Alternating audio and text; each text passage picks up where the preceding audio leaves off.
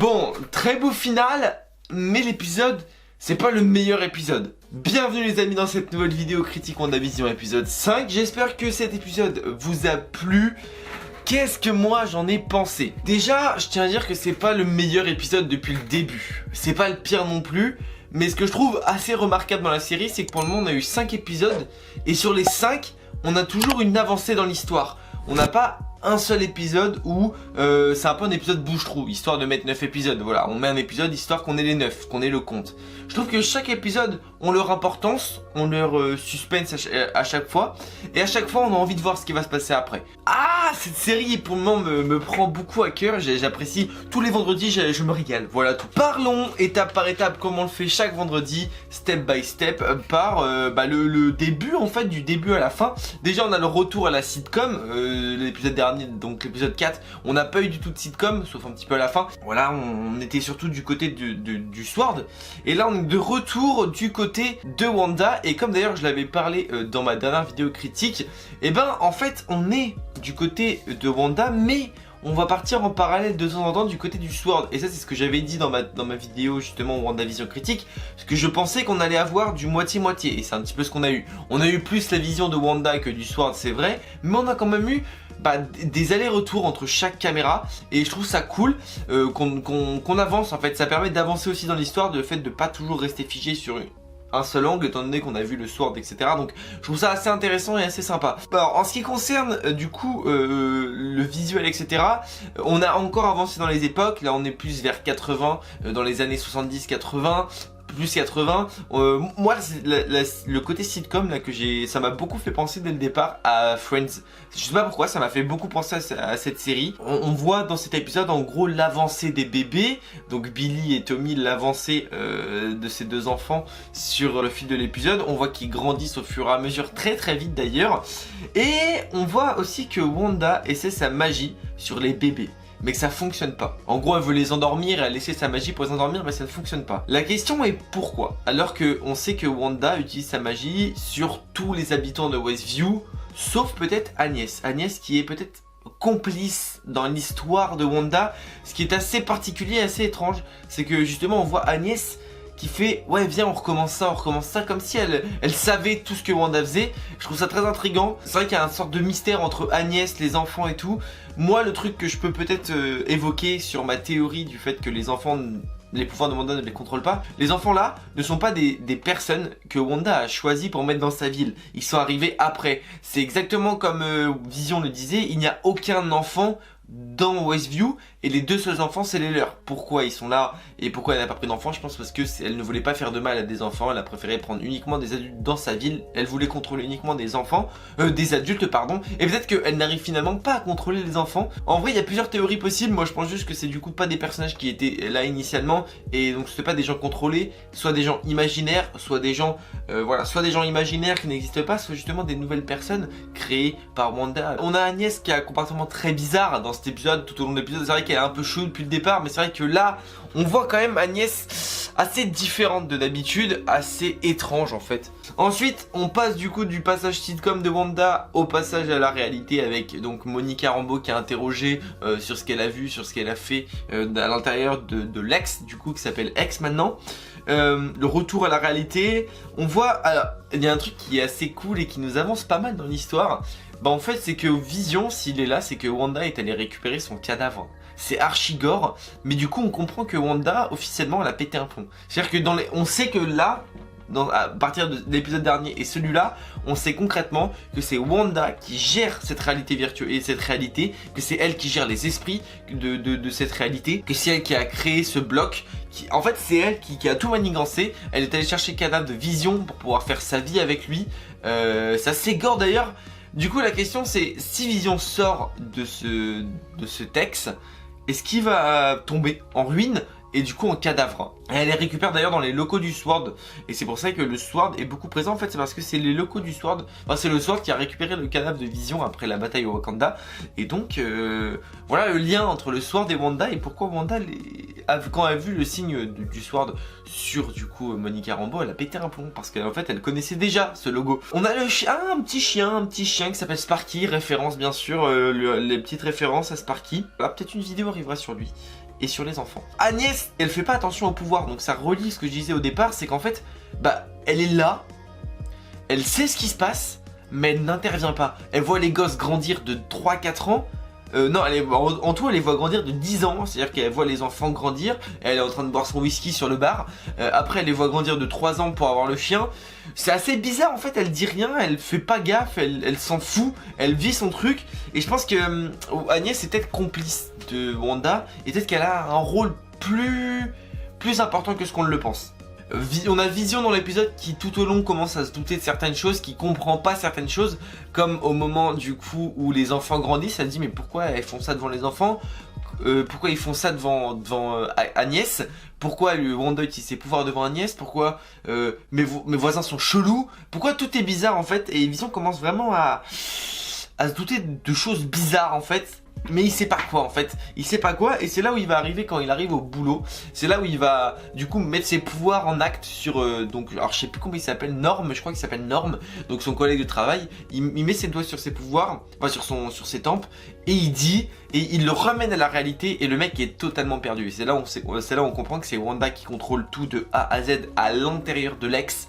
Et c'est là où on se dit peut-être que Wanda finalement elle n'est pas si gentille que ça. Voilà, c'est assez important ce genre de petites scènes à l'intérieur où on comprend que Vision il va vite tout démasquer. Et peut-être que là, donc on est à l'épisode 5, peut-être que l'épisode 6, comme je l'avais prédit aussi, va être un final de début de finale. Parce que là on commence déjà à avoir dans cet épisode Wanda qui sort de la réalité. Et ça c'est quelque chose qu'on n'avait pas encore vu.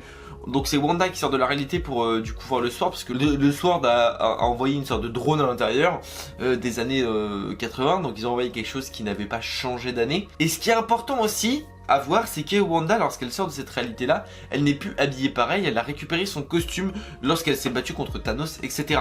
Donc il y a quelque chose qui se trame, et on sait quoi. Je pense que ça va partir en fly de ouf.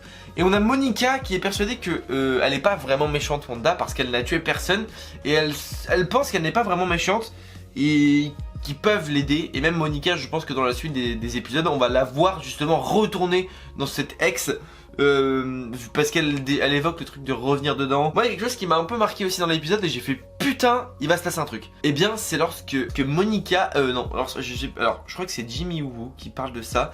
Il évoque Captain Marvel, et là on voit Monica qui est vraiment pas yimbe et qui est en mode ferme ta gueule. Genre, il se passe quelque chose avec elle, avec Captain Marvel. On sait que voilà, c'était comme sa tante, c'était l'amie à sa mère, meilleure amie à sa mère. Qu'est-ce qui va se passer? Qu'est-ce qui va se tramer? Peut-être que ça on le verra dans Captain Marvel 2. Peut-être qu'elle a le seum que Captain Marvel n'ait pas été là pendant la mort de sa mère. Peut-être qu'elle n'a pas été assez présente pour elle. Peut-être que ça va se tourner autour de ça. Il y a toujours des petites références extérieures à WandaVision qui font que c'est toujours connecté en fait. On a le Sword aussi qui essaie de communiquer avec Vision, du coup via l'ordinateur, quand ils sont justement dans les locaux de travail informatique. On a le Sword qui envoie un mail et qui met en fait Vision sur la piste du fait que c'est Wanda qui est pas très bien. On a donc Vision qui ramène les gens à la réalité, donc comme son collègue, etc., qui le remet de suite parce qu'il voit qu'il est très mal, très angoissé, très stressé, et du coup il le remet dans la réalité de Wanda. Donc on a Wanda qui contrôle les esprits de tous les habitants, et ça on le voit. Avant d'arriver à la partie finale, on va parler du Lagos. Alors la petite pub qu'on a en référence avec le Lagos, tout le monde a compris, c'est par rapport aux événements extérieurs d'Avengers. Donc voilà, tout le monde l'a compris, c'est le sopalin Lagos. Ensuite on a les enfants qui vieillissent encore, ils ont 10 ans. Ensuite, alors au début ils sont bébés, ensuite tu les vois ils ont eu 6 ans, après ils ont 10 ans. Ça c'est assez bizarre en vrai, en 2 jours ils prennent de l'âge. Et le truc c'est que on n'a pas l'impression que c'est Wanda qui contrôle les enfants, dans le sens où c'est les enfants qui décident de vieillir. Quand les enfants décident de grandir, c'est eux qui veulent grandir pour pas justement être tristes de la mort du chien. Moi la mort du chien elle est assez intrigante, dans le sens où le chien est mort en bouffant des feuilles et Agnès l'a dans ses bras. Je trouve ça très bizarre, et je pense qu'il s'est passé quelque chose d'autre pendant la mort du chien. Il y a eu un truc, soit c'est Agnès qui l'a buté, soit le Sword est intervenu, mais il s'est passé quelque chose autour de la mort du chien. Il est pas mort juste comme ça.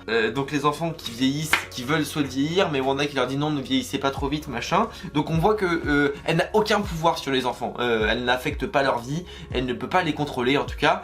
Et ça c'est assez intriguant à voir dans la suite du coup ce qui va se passer. Avant la fin de l'épisode, on a quelques tensions entre Wanda et Vision. Donc quand Vision rentre du boulot, il va voir Wanda, il lui pose des questions, il lui dit mais qu'est-ce qui se passe? pourquoi t'es comme ça, pourquoi tu fais ci, pourquoi tu fais ça. Il essaye de comprendre, mais Wanda ne veut rien lui dire. Elle dit que c'est pas elle qui contrôle tout, elle dit que c'est bien mieux d'être ici que de sortir. Voilà, il y a pas mal de choses qui font que peut-être que si Vision sort, bah il va crever du coup, vu que de base c'est un cadavre. On voit que d'ailleurs c'est pas réglé à la fin de l'épisode, on a le générique qui commence à se mettre et puis ensuite le générique se barre. Donc c'est pas vraiment la fin. Et à la fin, on a Wanda qui ouvre la porte et elle voit quelque chose. La question est qu'est-ce qu'elle voit? On le sait qu'est-ce qu'elle voit parce qu'on le voit dans l'épisode. On voit, alors là c'est mindfuck. On voit ce que j'aurais aimé mettre sur la miniature mais que je ne vais pas mettre parce qu'autrement ça va spoiler tout le monde qui n'ont pas vu encore l'épisode. On voit Pietro Maximoff des X-Men. Celui des X-Men, on le voit dans WandaVision.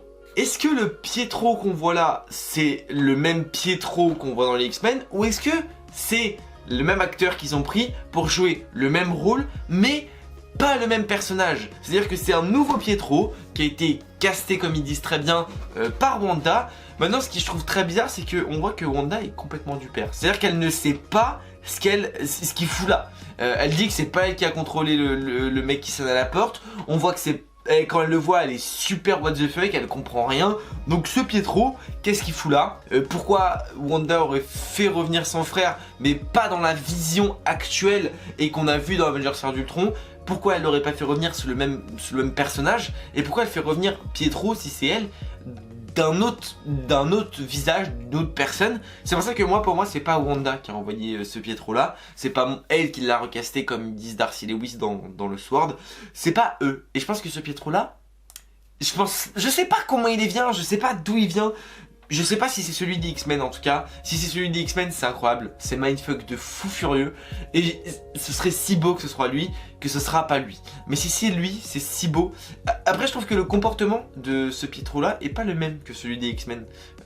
Donc à voir en fait. Mais ils ont fait un magnifique coup de maître. C'est-à-dire qu'à chaque épisode, Marvel nous met un coup de maître. Là c'est un coup de génie d'avoir mis ce Pietro là, c'est un coup de ouf de nous avoir mis ça. Alors il y avait pas mal de rumeurs et de spoil qui faisaient référence au fait qu'il sera là. Maintenant on savait pas comment il allait être là, s'il allait vraiment être là parce que c'était que des rumeurs. Et si par exemple ça aurait pu être l'enfant de Wanda qui grandissait. Mais là c'est son frère lui-même en fait. Donc c'est le rôle qu'il jouait déjà dans X-Men qui est de retour là, enfin c'est incroyable. Voilà, une vidéo va arriver sur ce petit Pietro parce que pas mal de théories me submergent lorsque j'ai vu cet épisode. Voilà tous les amis, c'est la fin de cette vidéo, c'est la fin de cette vidéo critique, j'espère qu'elle vous a extrêmement plu. Je vous souhaite la bienvenue pour tous les nouveaux, on est pratiquement 300 abonnés, ça fait extrêmement plaisir. Plein de vidéos sont disponibles sur la chaîne, hier j'ai sorti une vidéo sur tout ce qui est autour de Netflix et de Marvel, donc n'hésitez pas à aller voir, ça fait extrêmement plaisir. Je vous invite à vous abonner, à liker et à partager cette vidéo. Je vous souhaite une très bonne journée à tous, une très bon week-end aussi à vous tous. Des bisous, n'oubliez pas, de grands pouvoirs impliquent de grandes responsabilités. Ciao.